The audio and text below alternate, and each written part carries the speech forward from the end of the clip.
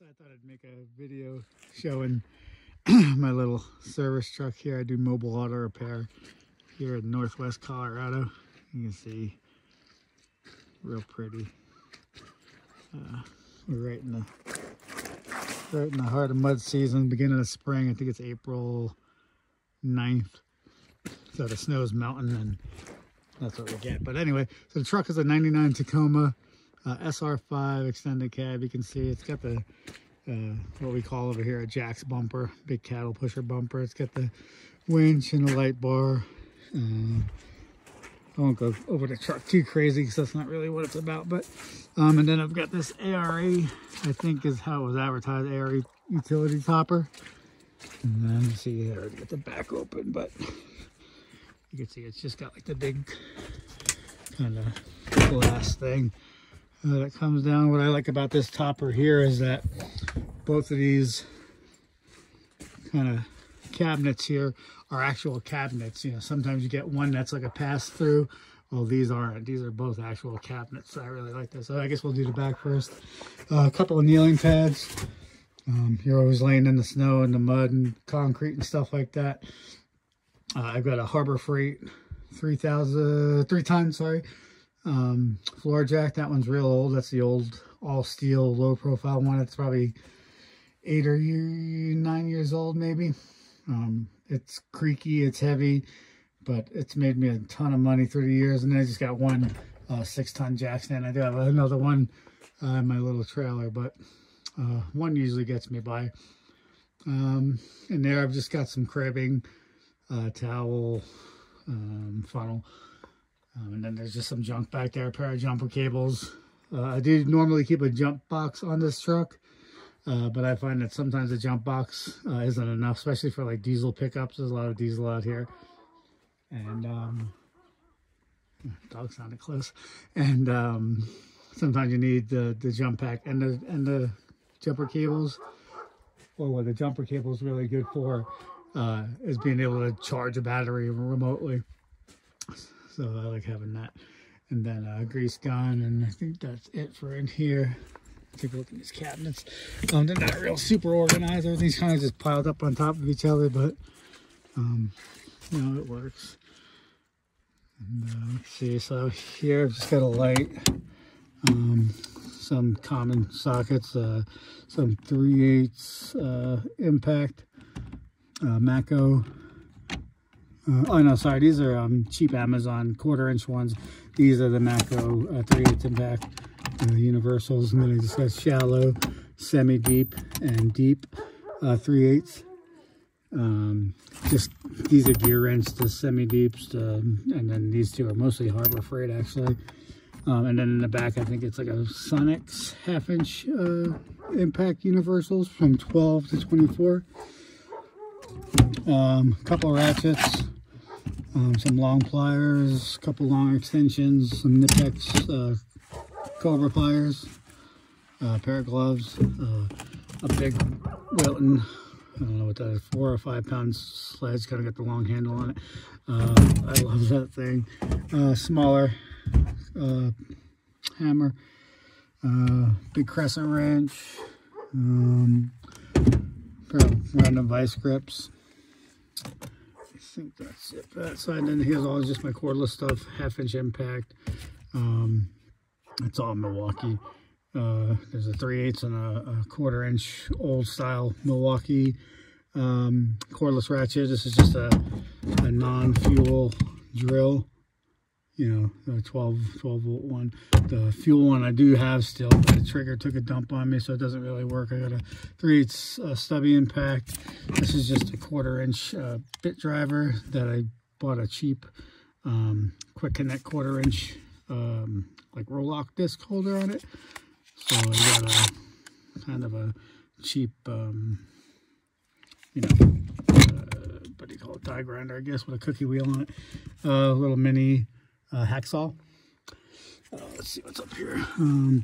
It's got a long trim tool, a couple pry bars, there's a long flex head, 3/8 ratchet, test light, incandescent test light, of course, some random wire, Some common pliers that I use, stripper crimpers, the new snap-on slip joint needle nose, which are badass, and then just a pair of dikes and the slip joint pliers. There's a Phil's probe back there that I never have used, but it's a cool tool. Like in theory, I've never needed it. Mirror that fucking broke yesterday because I got the little map gas torch too close to it.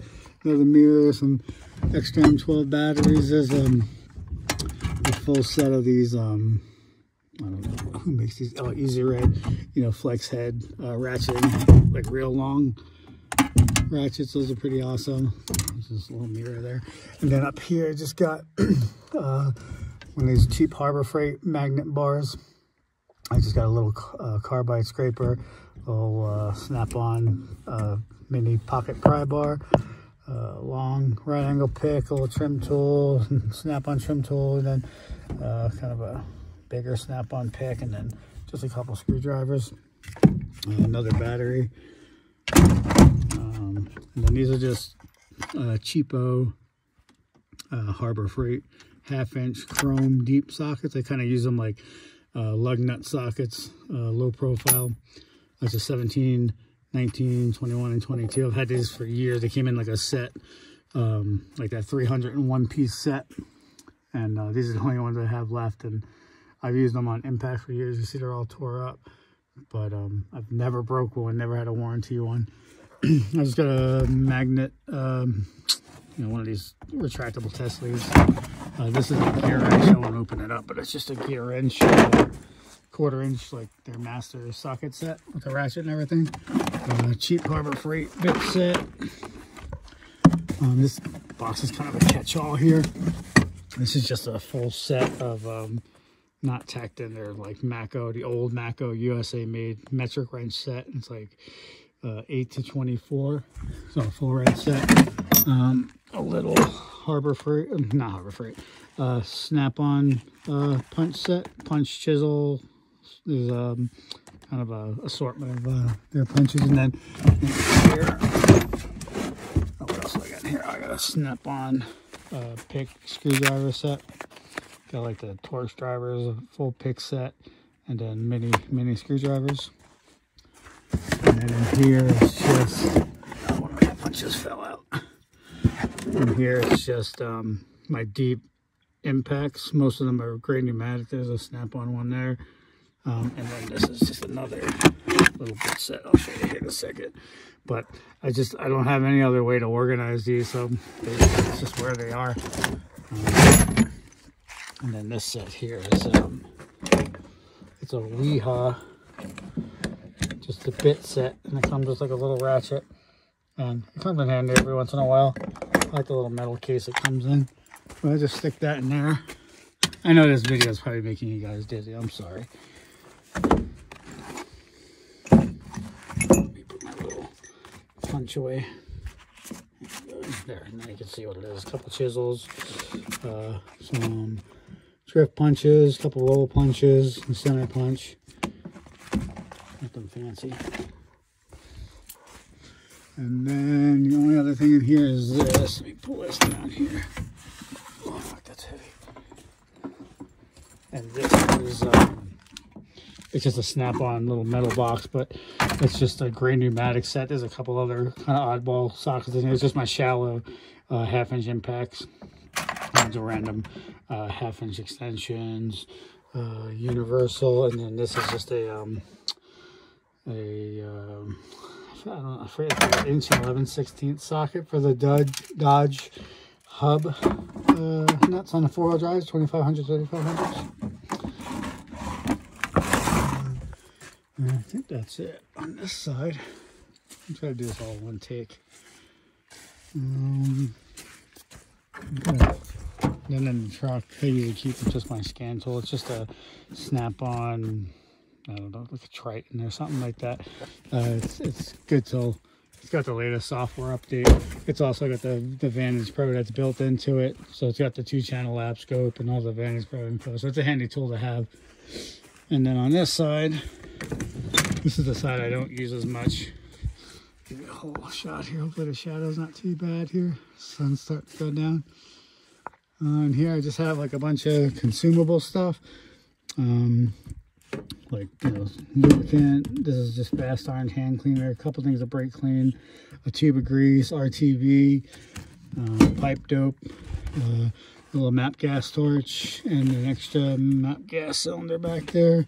A couple things of these blue paper towels. A bunch of cookie discs. A bunch of these heat shrink adhesive line butt connectors. Some cutoff wheels.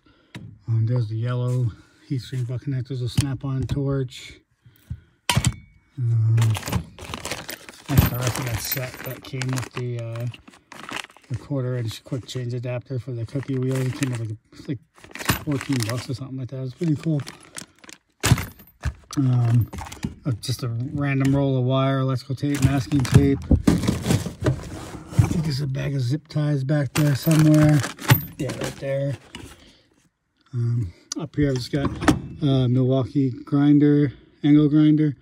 There's a long snap-on flex head ratchet back there, and then a cheap Harbor Freight 1/2-inch breaker bar, 1/2-inch long ratchet flex head, a brake caliper tool, cheap Harbor Freight, kind of a mid-length 1/2-inch flex head ratchet, another brake caliper tool, a couple boxes of latex gloves, some drill bits, some rags, these leather gloves here, and then in here, it's just all the stuff for the winch. Like, not all of it. There's a snatch block back here, obviously, but the gloves go with this stuff. So it's got, like, you know, a couple endless loops.